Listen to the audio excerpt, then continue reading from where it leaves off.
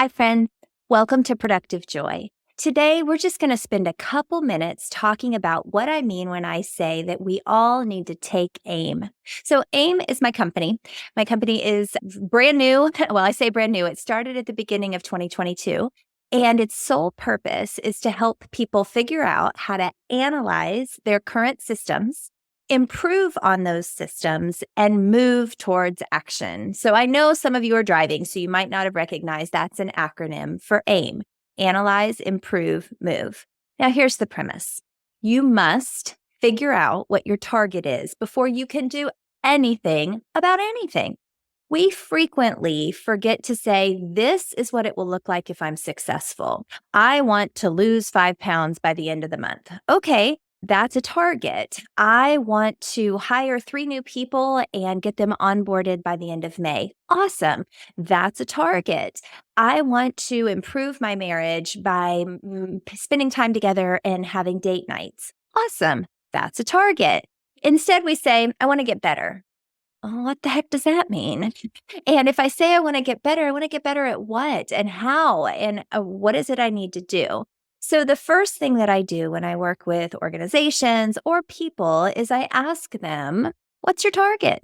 What are you trying to accomplish with whatever it is you're doing? Now, that sounds really simple. And in many instances, it is. And other times, that's a full day's work. It's just to say, okay, I know that we have 75 different initiatives that we're trying to do, but we haven't narrowed that down. We need to narrow it down to 2.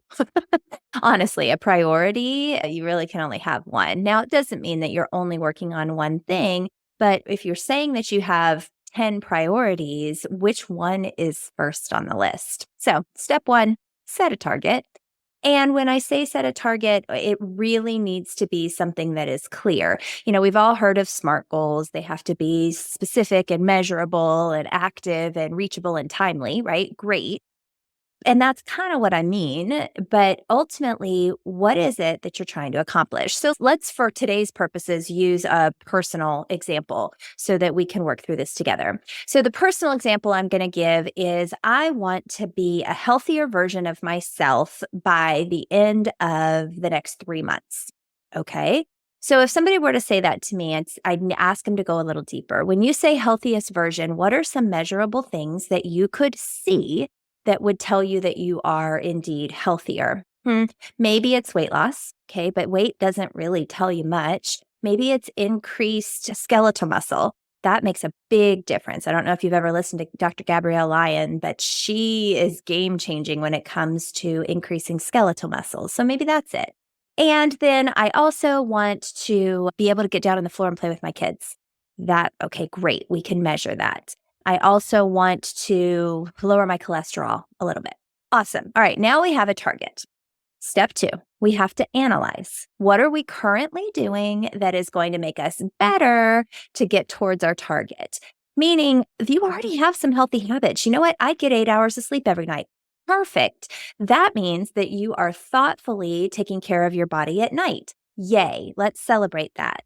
What is it that manages or allows you to manage to protect that? Well, I always go to bed at the same time, and I'm able to keep a routine where I get up at the same time. Okay, what is it about that particular habit that gives you strength? Well, I know how I feel if I don't. Okay. So if you're also trying to increase skeletal muscle, what habit can you pick up that might make you a little bit more likely to gain that thing, whatever that thing is? In this case, more skeletal muscle. So it's pretty simple. Analyzing means here's what I'm doing well, here's what I'm doing not so well, and how can I successfully get better based on the things that I'm doing well? Analyze. Improve. The improve stage is where you give yourself some very specific things that you're going to try differently. Now, there are lots of books out there that talk about this. James Clear is one of my favorites when he talks in Atomic Habits about doing something small that is replicable, that you can do over and over again until you have developed a habit. So he tells a story in his book about how a man wanted to lose 100 pounds, and that was a big shift. But first, what he did is he just went to the gym every day, touched the door, and left. And he did that over and over again until he found the courage to walk in the door and spend 5 minutes and then 10. But what we tend to do when we try to improve is we say, I am going to go to the gym for 2 hours every day and I'm going to change everything. Well, guess what? That's just not sustainable. You've got to know yourself and you've got to know what it is that you need to back off of. So that's the improve part. The improve part is I'm going to try these 3 things. So if we're going back to our example of being healthier in the next 3 months, what's a habit that you can develop right away that you can change things with? You're already sleeping really well. So what if you chose to increase the amount of protein that you consume since you're trying to build skeletal muscle and you started lifting some light weights twice a week? That's doable. That's digestible. That's attainable. But here's what people don't do. They analyze the heck out of things. They often say how they should improve them, but they don't move. Y'all, you've got to move. You have to change how you're doing things if you want to get a different result. So the most important part of this analogy here, or this good old-fashioned acronym, is the move. What are you going to do now that you know how to improve? Well, I have to actually go to the gym and pick up the weights. Okay, that's great. Who's going to hold you accountable? And how are they going to support you in that shift? We can't do this alone. I've talked about it before. I will talk about it again. There's only one way to eat an elephant, and we all know that's one bite at a time, right? However, it is a heck of a lot easier to eat an elephant with friends. So don't feel like you have to eat this elephant alone. Find the people around you who are going to motivate you and who are going to help you move towards change. So I gave you a personal example because I think we can all relate. We've all had something that we wanted to change about our bodies or who we are or what we're doing. But this works in the business space big time. When we set a clear target and then we back up and think about what are we doing really well? What do we need to analyze to show we're doing it really well? What can we improve on? How can we get better? And then what are we going to do to actually move? That is the difference between knowing that your onboarding is terrible and doing something about it. So now that you know a little bit more about what AIM means, what do you need to take AIM on today?